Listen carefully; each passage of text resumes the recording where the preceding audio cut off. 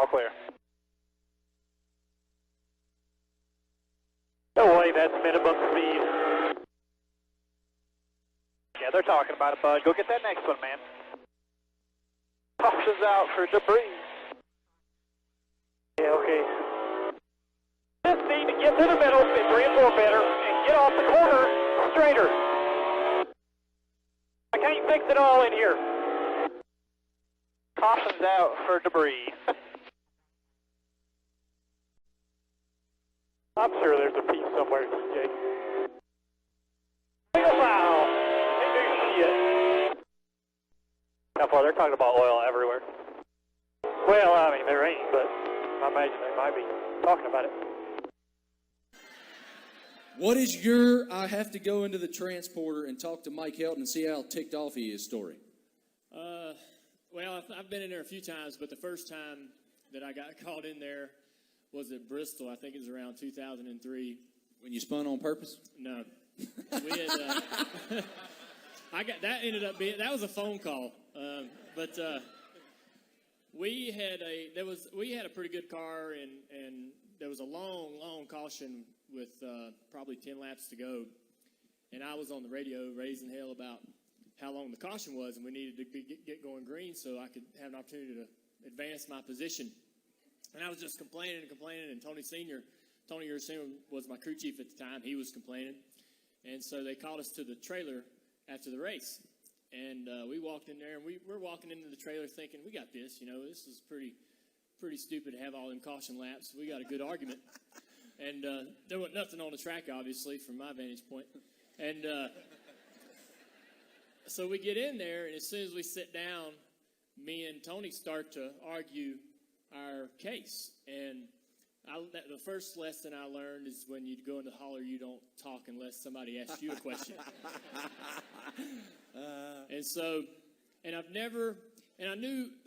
I knew Mike Helton, but I didn't know exactly what kind of person he was. I've never known anybody to be able to shut up Tony Urie Sr.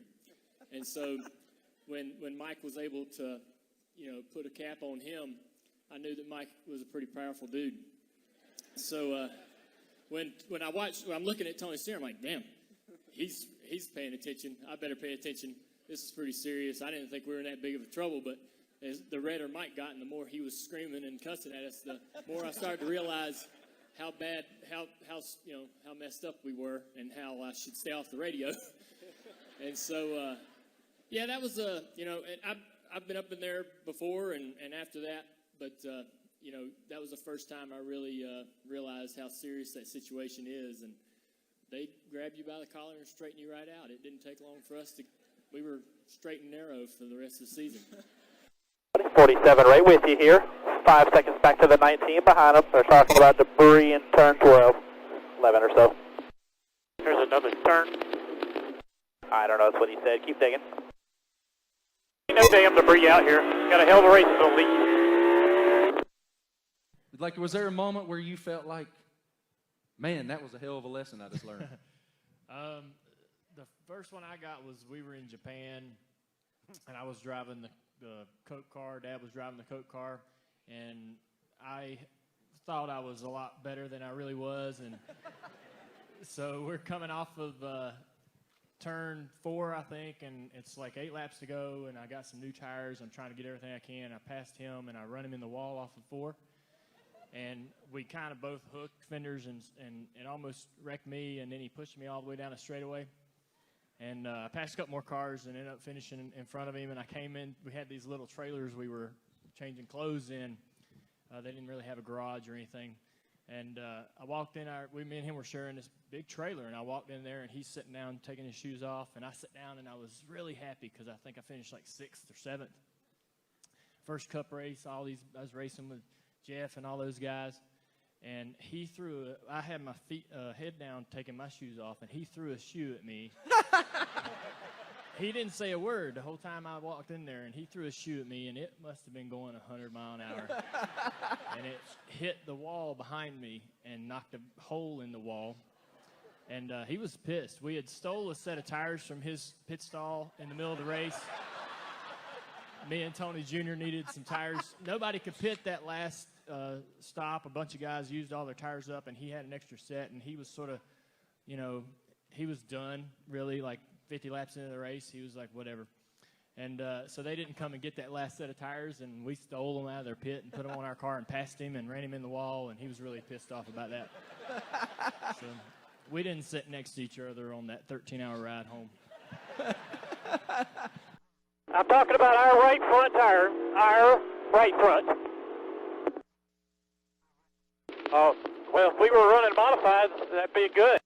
I'm not worried about that. I'm worried about that right front tire being flat. I don't care about that body. Look at the body. Barn door is wide open for Dale Earnhardt Jr. There you go, buddy. New leader 88. All right. If everything's good, let's just get some peace and quiet. Stay out. Stay out.